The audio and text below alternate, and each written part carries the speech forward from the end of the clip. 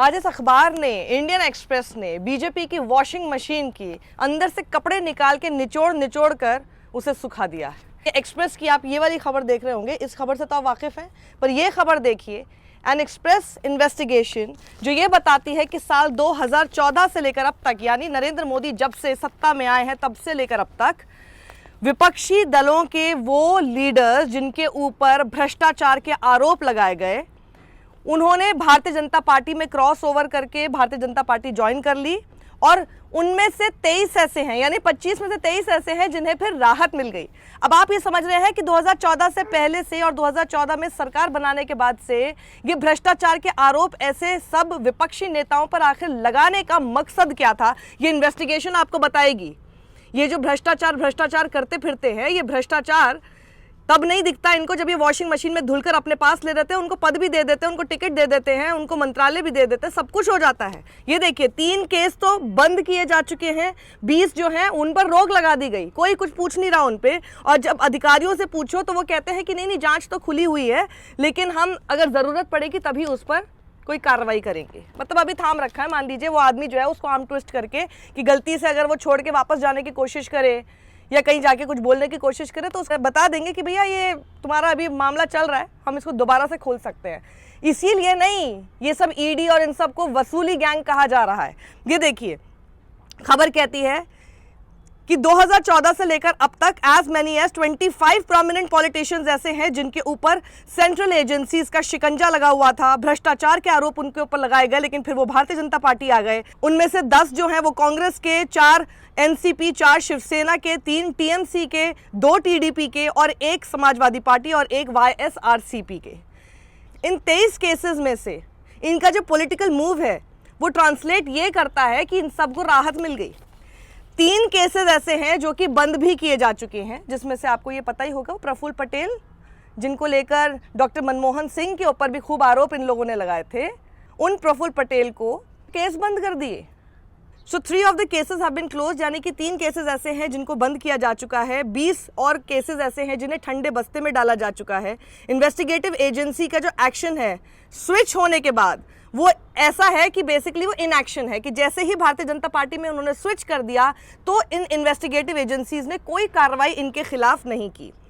जो 6 पॉलिटिशियंस हैं इस लिस्ट में वो भारतीय जनता पार्टी में इसी साल शामिल हुए हैं, सिर्फ जनरल इलेक्शन यानी अभी जो लोकसभा के चुनाव होने वाले हैं उससे कुछ हफ्ते ही पहले। ये बिल्कुल शार्प कॉन्ट्रास्ट में है to what happens when the accused is in the opposition. अब आप ये सोचिए कि अगर यही अक्यूज जब ऑपोजिशन में होते हैं तो फिर क्या होता है, ईडी की रेड पे रेड होती रहती है, लगातार उसकी कस्टडी की मांग की जाती रहती है, उनको जेल भी हो जाती है। लेकिन अगर वही शख्स अगर भारतीय जनता पार्टी में अगर वो स्विच ओवर कर जाए तो ईडी एकदम शांत हो जाती है, जैसे कुछ हुआ ही नहीं, अरे हमें तो पता ही नहीं इस केस के बारे में। इंडियन एक्सप्रेस की इन्वेस्टिगेशन 2022 में की हुई बताती है कि कैसे जो प्रोमिनेंट पॉलिटिशियंस हैं वो जिनके ऊपर ऐसे चार्जेस लगाए गए उनमें से 95% ऑपोजिशन में ही थे। एनडीए के पावर में आने के बाद कैसे उन पर कार्रवाई करनी शुरू की गई। ऑपोजिशन इसको वॉशिंग मशीन इसीलिए ही बोलते हैं, जैसे मैंने शुरुआत की ना कि वॉशिंग मशीन में से कपड़े बाहर निकाल के निचोड़ के आपके सामने सुखा के आज लॉन्ड्री की तरह रख दिया है इंडियन एक्सप्रेस ने। अब आपको समझना है कि क्या आपको कपड़ा साफ दिख रहा है या दागदार दिख रहा है, ये आप तय कीजिएगा।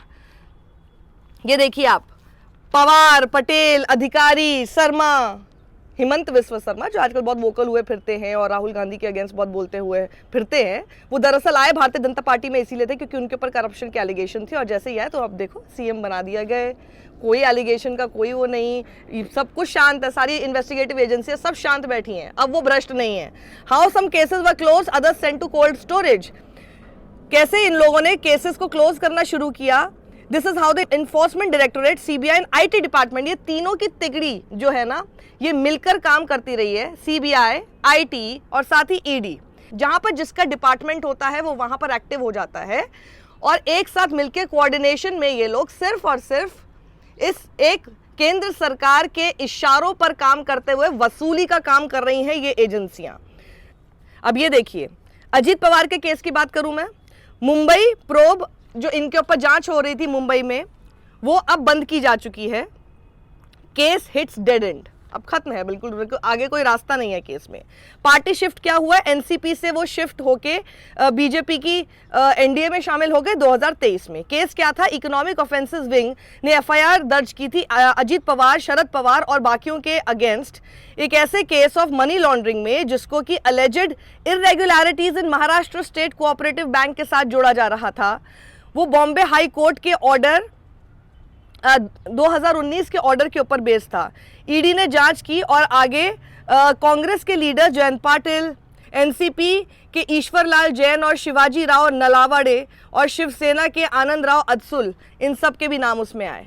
क्रोनोलॉजी देखिए फ्लिप फ्लॉप की। 2019 अगस्त में मुंबई पुलिस ने ईओडब्ल्यू में रजिस्टर किया, यानी इकोनॉमिक ऑफेंसेस विंग में रजिस्टर की एफआईआर। एक महीने बाद सितंबर के महीने में 2019 में ही ईडी ने अपनी जांच उस एफआईआर के बेसिस पर शुरू कर दी। 2020 अक्टूबर, एक साल बाद ईओडब्ल्यू ने क्लोजर रिपोर्ट फाइल कर दी और ईडी ने उसे चैलेंज किया। उसके बाद अप्रैल 2022 में, 2 साल बाद, ईडी ने चार्जशीट फाइल की, लेकिन उसमें पवार का नाम नहीं शामिल किया। जून 2022 में सेना स्प्लिट हो गई, शिंदे फैक्शन ने एनडीए के साथ मिलकर बीजेपी की जो भी है मतलब एनडीए की सरकार बना दी महाराष्ट्र में। अक्टूबर 2022 में मुंबई की जो ईओडब्ल्यू है उसने आगे जांच करने की बात कही ईडी के सबूत के आधार पर, और एक साल बाद जुलाई 2023 में पवार ने NDA government as deputy CM join कर लिया। और वहीं पर फिर कुछ महीने बाद, यानी कि इसी साल जनवरी 2024 में ईओडब्ल्यू ने एक सेकंड क्लोजर रिपोर्ट शामिल कर दी। जो इनका एक मोटिव था वो तो इन्होंने हासिल कर लिया। मोटिव क्या था भाई, विपक्षी नेता को अपने साथ शामिल कराना, क्योंकि उसके साथ कई सारे लोग, कई सारा वोट बैंक होता है, तो वो सारी चीजें खुद के पास चाहिए। भ्रष्टाचार के ऊपर लड़ाई नहीं लड़नी है इनको, भ्रष्टाचार के आरोप लगा के अपने पास शामिल कर लेना, ताकि उस आदमी के साथ जुड़ा हुआ वोट बैंक खुद के पास आ जाए। इसी तरह से प्रफुल्ल पटेल के साथ देखिए, सेफ लैंडिंग आफ्टर टर्बुलेंस। पहले थोड़ी सी इनकी सेफ लैंडिंग आफ्टर टर्बुलेंस इसलिए लिखा गया क्योंकि पहले ये सिविल एविएशन मिनिस्टर हुआ करते थे यूपीए की सरकार में। थोड़ी सी इनकी लाइफ ऐसे टर्बुलेंट रही, लेकिन अब अचानक से उन्होंने सेफ लैंडिंग कर ली है। पार्टी शिफ्ट कर लिया है उन्होंने एनसीपी से, मतलब एनडीए में शामिल हो गए हैं 2023 में। केस क्या था, इन फॉर्मर सिविल एविएशन मिनिस्टर के ऊपर केस ये था जो कि सीबीआई और ईडी द्वारा चलाया जा रहा था, अलेजेड करप्शन का in the purchase of 111 aircraft by Air India as well as in the AI Indian Airlines merger. अब इन सारे आरोपों को लेकर डॉक्टर मनमोहन सिंह के ऊपर कितने आरोप लगाए गए थे, उन्हें कितना भला बुरा कहा गया था, उन्हें भ्रष्टाचारी कहा गया था, लेकिन जिस आदमी के ऊपर आरोप थे, जिसकी वजह से भ्रष्टाचारी डॉक्टर मनमोहन सिंह को कहा जा रहा था, उस आदमी को अपने साथ ज्वाइन करा के सब कुछ खत्म कर रहे हैं लोग। ये देखिए, अब इनको फर्क नहीं पड़ता। They should actually apologise to doctor Manmohan Singh for this. Allegations ये थे कि profitable routes to foreign airlines, opening of training institutes with foreign investment and ties with lobbies Deepak Talwar, ये इनके ऊपर एलिगेशन थे। एफआईआर में पटेल लिस्ट में नहीं था, लेकिन उनका नाम मेंशन था। अब क्रोनोलॉजी समझिए फ्लिप फ्लॉप की। 2017 मई में सीबीआई एक एफआईआर फाइल करती है air India Indian Airlines merger के ऊपर। 2019 मई में ईडी फिर नाम लेती है पटेल का चार्जशीट में। 2023 में जून में पटेल जो है वो एनडीए ज्वाइन कर लेते हैं और मार्च 2024 में सीबीआई क्लोजर रिपोर्ट शामिल कर देते हैं कुछ ही महीनों बाद। बिल्कुल सेम क्रोनोलॉजी देखिए, सेम पैटर्न देखिए जो अभी मैंने आपको अजीत पवार के केस में बताया। और करंट स्टेटस ये है कि क्लोजर जो है वो अभी कोर्ट में पेंडिंग है, अभी कोर्ट की तरफ से वो क्लोजर नहीं हुआ है। फाइनल जब कोर्ट में हो जाएगा तब ये भी पूरी तरह से राहत की सांस ले पाएंगे। इसी तरह से ये पूरा पेज देखिएगा, मैं आप लोगों से गुजारिश करूंगी इंडियन एक्सप्रेस की रिपोर्ट जरूर पढ़िए और पेज नंबर 6 पे पढ़िएगा। और इसमें आगे देखिए, ये सब शुभेंदु अधिकारी, हिमंत बिस्व शर्मा, शुभेंदु अधिकारी जो पानी पी पी कर पश्चिम बंगाल में ममता बनर्जी की सरकार को कोसते हैं, वो कोई क्या आपको लग रहा है दूध के धुले हैं? भ्रष्टाचार के आरोप थे उनके ऊपर, और वो भ्रष्टाचार के आरोप अब किस स्टेटस में है ये जरा इनको देखिए, मैं यहाँ से पढ़ के बताती हूँ। Shubhendu Adhikari, Bengal to Goa big ticket cases, file pending on speaker's desk, speaker के डेस्क पर इनकी फाइल पेंडिंग है। टीएमसी से ये बीजेपी में शामिल हुए 2020 में। और इसी तरह से हिमंत बिस्व शर्मा जो है at the helm after years under lens, कई सालों तक इनके ऊपर नजर रखी गई। फिर इन्होंने कांग्रेस से निकलकर भारतीय जनता पार्टी आखिरकार 2015 में ही ज्वाइन कर ली। तो नरेंद्र मोदी के आते के साथ ये डर गए थे और ये समझ में आ गया कि मुझे क्या करना है। अभी असम के सीएम हैं और अब ये दूसरों को धमकाते और डराते फिरते हैं क्योंकि अब इनके पास पावर है।